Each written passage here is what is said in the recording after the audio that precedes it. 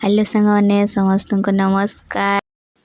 मुई कल्लू जुड़े टुली आनीचे देखी पारुथिबे आउ झुनगा गान मुई घिनी आनीचे तार संगे आलू जुड़े देखी पारुथिबे गाने तो हमें कल्लू कहसु आउ झुनगा कहसु। आपण माने काଣା कहसन कमेंट करबे। पनकी बहराली आउ कल्लू मुई काटुछे देखी पारुथिबे।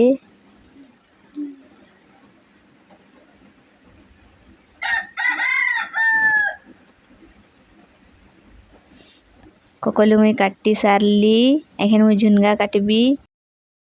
झुनगा आलू कल्लू मुई काटी सारली एखन मुई धुईबी। पाने दे देउछे काटिथिली झुनगा आलू कल्लू देखी पारुथिबे। भल करी मुई धुई देउछे।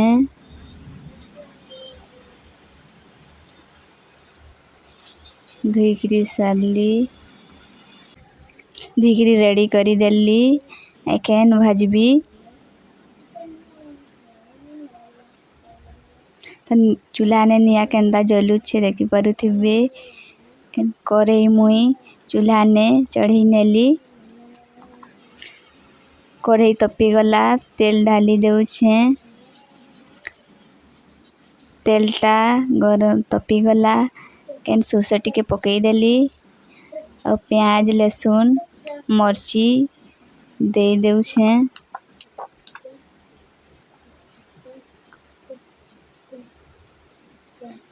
घाटी देवी टिके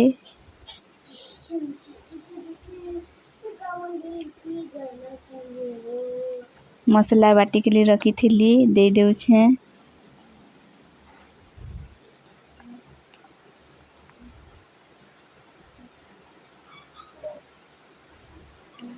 हल्दी गुणा दे देली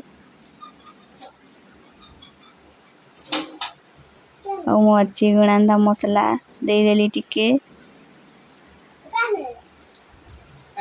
घाटी देली।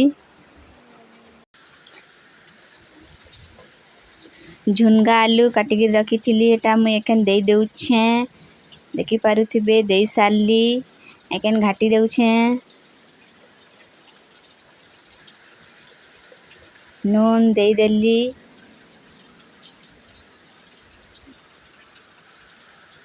नून दे करी घाटी देउछे सब आड़े मिक्स हो जिबा।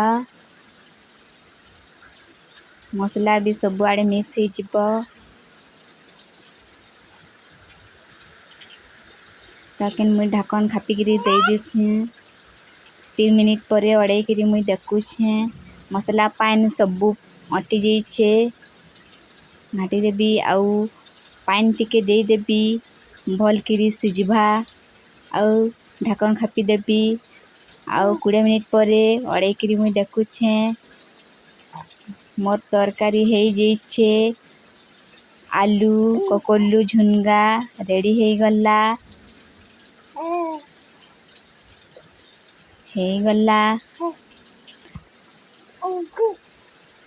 एखन मुई मोर स्वामी आउ मोर बाबू के मुई पखाल भात आउ रांधी थिली सब्जी कल्लू आलू दे देछे।